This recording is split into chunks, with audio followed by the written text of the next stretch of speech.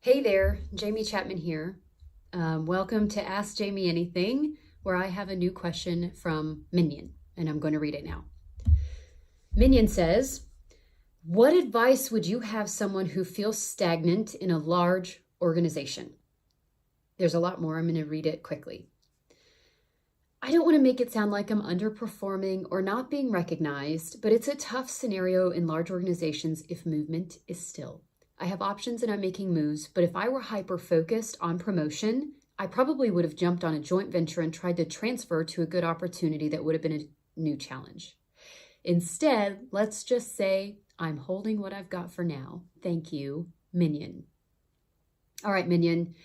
It sounds like there's a lot going on inside of that head of yours, and I'm going to try to unpack it a little bit.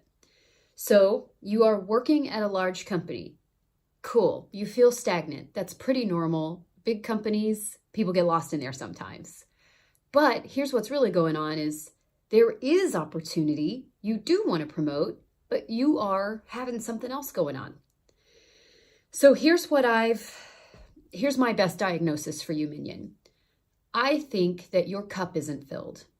I think that you are working and you're getting up and dreading going to work every day. Your job's probably not that bad, but for some reason you are just unfulfilled and you dread going to work. What that means to me, and having heard this story a lot before from folks like you, what that means is that you are living out of alignment. That's deep, that's heavy. But what's really going on is that making a move, the company offered to maybe move you somewhere else, it sounds like, for a new position, or that there's something else. If you're in a big company, maybe a new location, a bigger location, the headquarters, whatever it may be, there's opportunity, but you have to uproot, move your life, and go to the opportunity. Okay, cool, people do that, but it sounds like you don't want to do that, and it sounds like you're not happy in your current job. So what do we do about it? How do we fill up your cup and put you in a place where you're living and working in alignment, and maybe even staying put where you live right now? So first of all, moving, quitting, all of those things would be a Band-Aid for a seeping wound if we didn't address the root cause of the issue, the fact that you're out of alignment. So Jamie, how do I find my alignment? How do I find that stuff? I don't know what you're talking about. First of all, I recommend looking up the Japanese concept of ikigai. Ikigai is how you spell that. Look up ikigai and just kind of look through the different things. I've attached an article inside of the post here. So how do you fill your cup? I recommend doing two different things. The first thing is go back to your inner child, take a journal and just start writing out everything that you ever dreamed of doing, that you love doing, all of your passions. Go crazy, go bananas, draw pictures of astronauts, do your thing. You're going to have a bunch of goofy stuff in there, but I want you to ignore money, time, and impossibility, and I want you to write everything down. The goal here is to find those little gems that you can actually take and translate into life, into real life. Now that you have those little gems, the next thing I want you to do is make a list that looks like this. It's hate, love, and not so bad. I don't know if you were able to see that. I'll attach a picture for you so you can. Hate, love, and not so bad. Newsflash, every single job that you ever do will have things that you hate. I'm sorry about that. It's just the truth. But the goal is to get rid of as many of those hate things as possible and get more of the love things as possible, all right? The next thing that I want you to do is start leveraging people.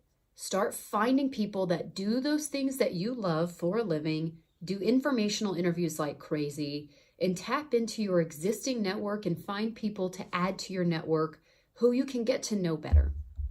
The reason you're going to do that is so that you can kind of plan out and strategize your next move. And you can't do a job if you don't know if that job exists. So you need to find people doing jobs that you would be passionate about, get a job title so you can start finding ways to be qualified and make that move. People are your number one asset. You've got to tap into them or you're not going to fully find the thing that you want to find. So Minion, you only live one time. You should not be working 40 or 60 hours every single week, getting up and going to a job that you hate. Yes, what I'm telling you to do is going to be super, super hard work. But in the long run, if you leave the job where you're feeling stagnant and you find a job that you're passionate about, that's what it's all about. It's all about your legacy and what you leave behind when you go. And leaving behind, if you have kids, a job that you hate and you work 40 to 60 hours a week so you can pay the bills, that's not a good legacy to leave behind. So I encourage you, take a moment, self-reflect, do those 2 activities that I brought up. And I encourage you to reach back out to me with any questions that you might have. And if you are listening, or if you're reading this article and you're experiencing the same thing, where you're working for a big company and you just don't know what to do next, I can help you. Please ask me. I'm dying to help you. So thank you so much. I appreciate your time today. Get out there and break your own glass ceiling. And I look forward to seeing you next time.